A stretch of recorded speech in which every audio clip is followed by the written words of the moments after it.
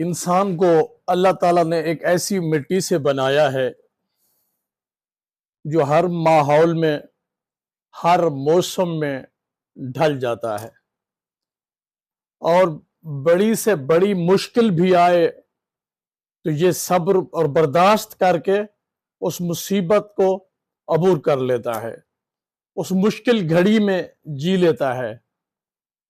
اگر کوئی ظالم جابر فرعون اس پہ ظلم کرے تو یہ ظلم بھی برداشت کر لیتا ہے۔ ہاں، اگر یہ بزدل ہو تو پھر تو بزدلوں سے بھی کمتر ہے۔ اگر یہ ڈٹ جائے تو پھر یہ فرہاد کی طرح کوہ بھی چیر لیتا ہے۔ اگر اس کا حوصلہ بلند ہو تو یہ چٹان کی طرح ڈٹا رہتا ہے۔ حوصلہ ہی انسان کی ہمت اور اس کے کردار کو مضبوط کرتا ہے، اور اس کو وہ اڑان بخشتا ہے جو اڑان انسانیت کے لیے خوبصورت ہے، انسانیت کی کامرانی ہے، انسانیت کی فتح ہے۔ اب ہم بات کرتے ہیں گزشتہ دنوں جو رؤف حسن پہ حملہ ہوا، اس کے چہرے پہ کٹ لگا، بہت سے ٹانکے لگے، تو کیا اس کے بعد رؤف حسن کا حوصلہ پست ہو گیا؟ کیا رؤف حسن نے اپنا راستہ چھوڑ دیا، دوسرے راستے پر چلا گیا؟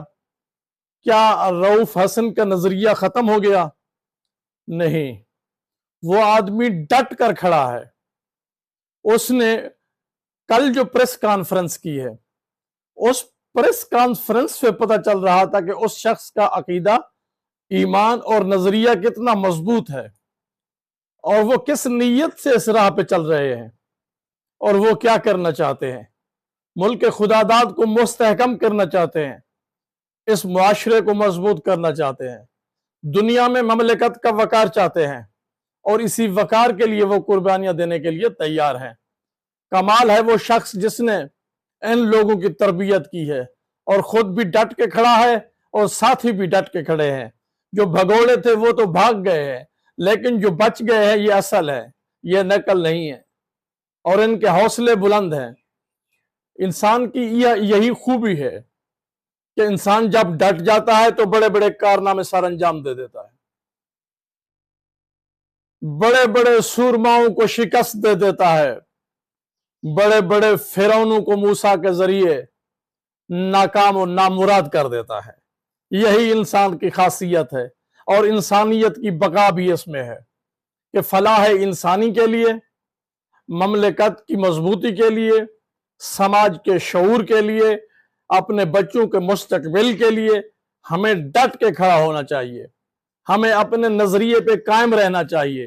میں کہتا ہوں نظریہ اور ایمان یہ دو برابر کی چیزیں ہیں، یہ برابر میں چلتی ہے۔ نظریہ اور ایمان ایک دوسرے کے بہت قریب ہیں۔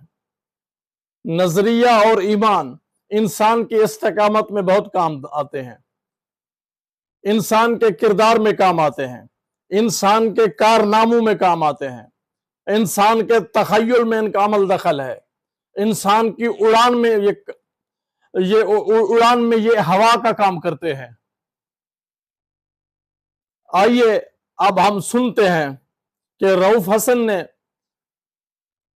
اس اذیت کے بعد، چہرے پہ زخم کھانے کے بعد، اپنا حوصلہ کس طرح بلند رکھا ہوا ہے۔ سنیے رؤف حسن کی پریس کانفرنس۔ کہ یہ جو ہمارا جوش اور جذبہ ہے یہ اس کی مرہون منت ہے، اس شخص کی، وہ اس شخص کی جو 9 مہینے سے ایک کال کوٹری میں بے گناہ پڑا ہوا ہے۔